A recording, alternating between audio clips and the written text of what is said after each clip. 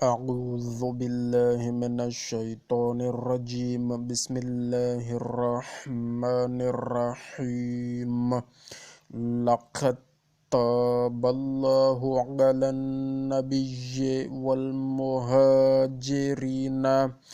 والانصار الذین نتبعوه فی ساعة العسرة من بعد ما كاد يزيغ قلوب فريق منهم ثم تاب عليهم إنه بهم رؤوف رحيم وعلى الثلاثة الذين خلفوا حتى إذا ضاقت عليهم الأرض بما رحبت وضاقت عليهم أنفسهم وظنوا أن لا ملجأ من الله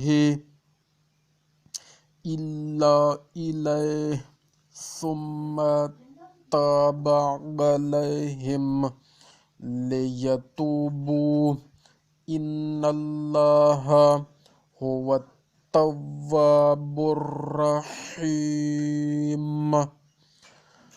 بسم اللہ الرحمن الرحیم۔ البتہ اللہ نے نبی اور ان مہاجرین و انصار پر بڑا فضل کیا جنہوں نے تنگ دستی کے وقت میں رسول کا ساتھ دیا، اور وہ بھی اس کے بعد کے قریب تھا کہ ان سے کچھ لوگوں کے دل ڈگمگا جائیں۔ پھر اللہ نے ان پر بھی فضل کیا، اس میں شک نہیں کہ وہ ان لوگوں پر بڑا ترس کھانے والا مہربان ہے۔ بے شک اور ان تینوں پر بھی فضل کیا جو جہاد سے پیچھے رہ گئے تھے اور ان پر سختی کی گئی، یہاں تک کہ زمین باوجود اس وسعت کے ان پر تنگ ہو گئی اور ان کی جانیں تک ان پر تنگ ہو گئیں، اور ان لوگوں نے سمجھ لیا کہ اللہ کے سوا اور کہیں پناہ کی جگہ نہیں۔ پھر اللہ نے ان کو توبہ کی توفیق دی تاکہ وہ اللہ کی طرف رجوع کریں، بے شک اللہ ہی بڑا توبہ قبول کرنے والا ہے۔ سبحان اللہ سبحان اللہ۔ اور یہاں پر ان تینوں کے آگے یہ نشان ہے، نشان نمبر 2، اس کی تفصیل پڑھتے ہیں۔ قبیلہ اوس و خزرج کے نامی گرامی کعب بن مالک، ہلال بن امیہ، مرار بن ربیع، تینوں حضرات بھی جنگ تبوک میں شریک نہ ہوئے تھے۔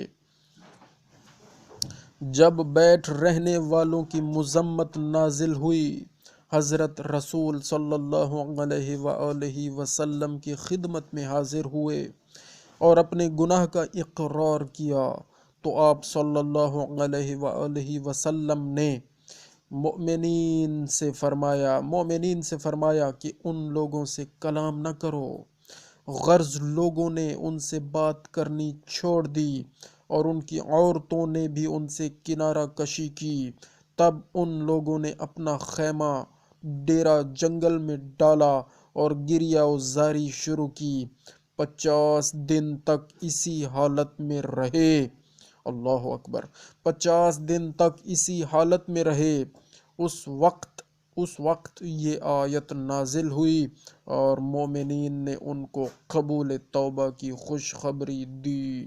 سبحان ربی الاعلی و بحمدہ اللہم صلی علی محمد و آل محمد وعجل فرجہم۔